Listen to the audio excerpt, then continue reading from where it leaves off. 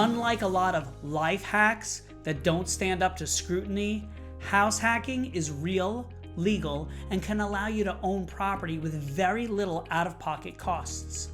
Even if you don't have a high-paying job and a small fortune to cover a large down payment, a house hack can help you get started investing in real estate a lot sooner than you might think.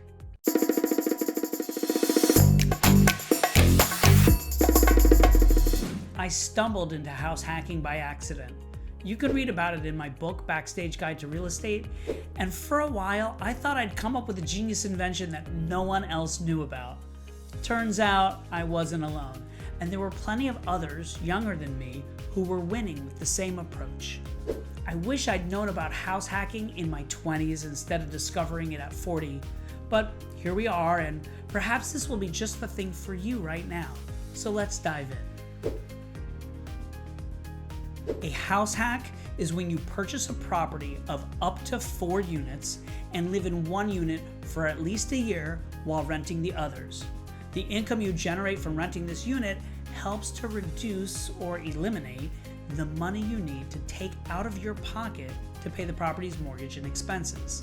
In a 4-unit property, you'd want each unit to rent for more than 25% of the mortgage plus the expenses of owning and maintaining the place. That new boiler and that roof repair aren't going to pay for themselves after all. After the first year, you can move out and rent the unit you used to live in, at which point the property should be cash flow positive.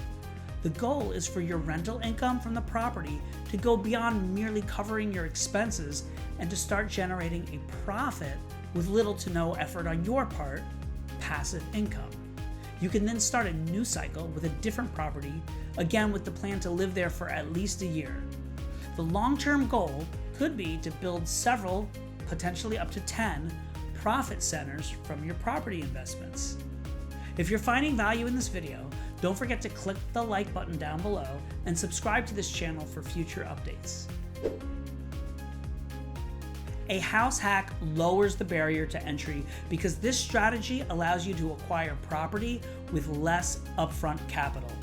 It doesn't require a large down payment, which makes a house hack viable for younger investors or really anyone who wants to start a real estate investment portfolio without much liquidity. In many cases, you are able to purchase a house with a down payment of as little as 3% of the value of the property.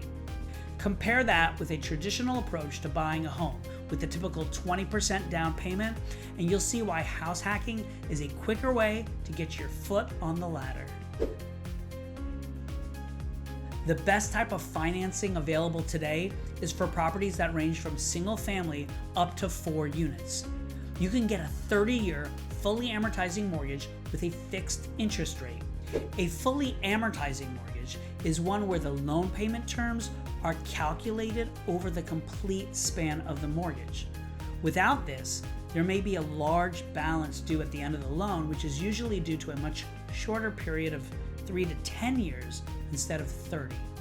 To qualify for these more favorable mortgages, the property must be your primary residence. The lower down payment and interest rate are the key to the hack. If you don't have these two components, often the math doesn't add up to make this a profitable venture. House hacking is a relatively easy route to getting on the property ladder quickly, but there are some important considerations to be aware of before you leap in. You must buy properties with only 1 to 4 units if you want to use the house hacking approach, as the financing structure on the purchases of properties with 5 or more units is completely different and not advantageous for this purpose. You will need private mortgage insurance, PMI, before you can secure a mortgage with less than a 20% down payment. This is a special insurance required by most lenders that is different than a homeowner's insurance policy. You must live at the property for at least 1 year before you can move out and rent your former unit. The rules on this are strict, so it's not smart to claim the property as your primary residence if you're not really living there. You can't house hack more than 10 properties because of the way these loans are set up. In short, beyond this point, the loans will be structured differently. They won't be a fully amortizing fixed rate mortgage with that very low down payment, which is what allows you to hack the house to begin with. These great mortgages are available to consumers because of Fannie Mae and Freddie Mac, which are separate U.S. government-sponsored enterprises. Essentially, each exists to help lenders provide debt at favorable interest rates by reducing the lender's risk by guaranteeing the loan. The Fannie Mae and Freddie Mac guidelines limit you to 10 properties per person. Some banks will only lend to you for up to 6 or 7 properties, but there are lenders that will go to the full 10.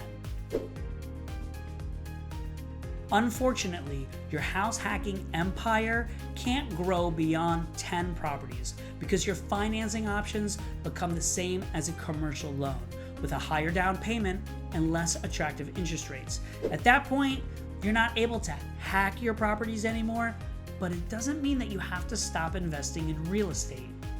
Once you're ready to go beyond the limitations of house hacking, you can continue to enjoy the benefits of real estate investing through many other options, including real estate syndications. If you aren't sure what those are, I've got a great video all about them.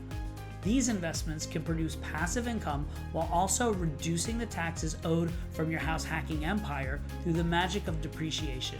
Whether you go big or small, the bottom line is that house hacking represents a chance to live at a drastically lower cost compared with traditional home ownership. It's a great way to start building wealth and passive income. I think house hacking is particularly suited for those with a flexible lifestyle that allows them to move every few years and acquire new properties.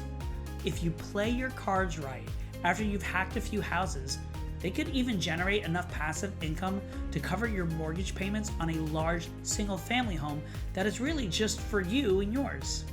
Join me backstage at Picheny.com for all my best insights about understanding whether house hacking is right for you, along with support to make passive real estate investments that suit your long-term needs.